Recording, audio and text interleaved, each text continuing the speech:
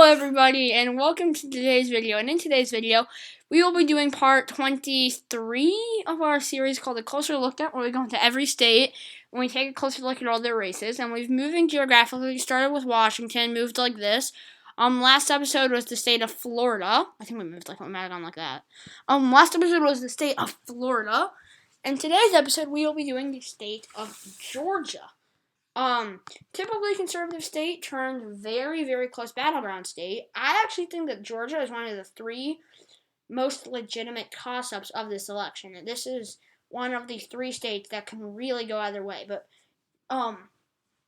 as we've been seeing more recently, all three of these states have started to lean farther and farther to all these parties. And while they were previously tilt, I think that all three of them could be potentially classified as leans, which is a little crazy.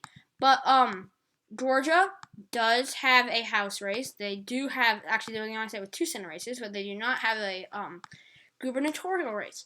In the presidential race, I think we should tilt blue. A lean blue actually would make sense, which is really crazy. You look at all these polls, or these forecasts, Biden 58 and 100 odds. Actually, if he was about, or if Trump was about 9 points away, there would definitely be a lean. Trump, in a recent pollster, is up 1 in a not as recent pollster. That's an A+.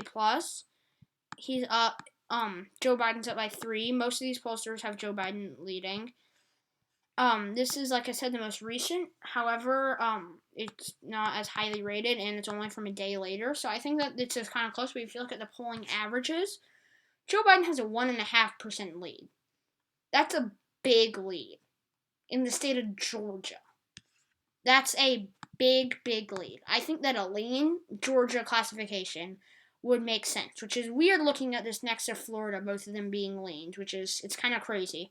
I think that a lean Georgia would make a lot of sense. I think that a tilt Georgia might be more likely.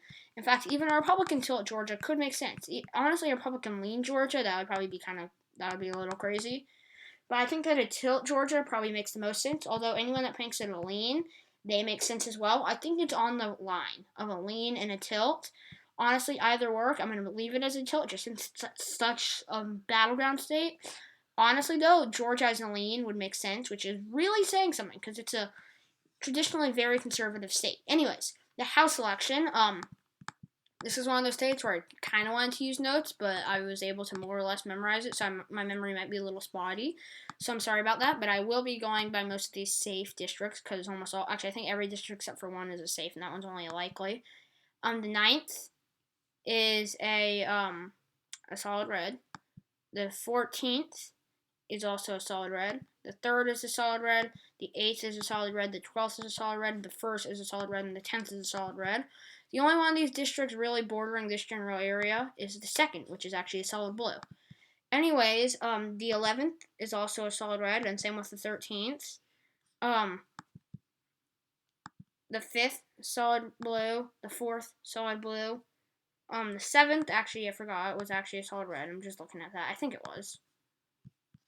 The 4th is a bit spotty, I think. I don't remember. That's part that I don't remember, but I think it was a solid red just by looking at the incumbent. Oh, it's actually a solid blue. Okay. I might have gotten that a bit wrong. That's the 7th, not the 4th. But, yeah. Or, sorry, I was looking at the 7th. But I guess I'd move my mouse. I don't know. But the 6th is a likely. Lucy McBath, her House race. It's the 6th. About 3 and 4 odds, which I classify as a likely. You look at these polls; they're all dated, so they don't really do much. But Lucy McBath was up in the most recent two, or the first two. I think the most recent. Yeah, the most recent poll that had who even is she going against? Karen Handel was in March, and the most recent one that had Lucy McBath winning was in August. So they're all old pollsters, but I don't really know what we can do about that.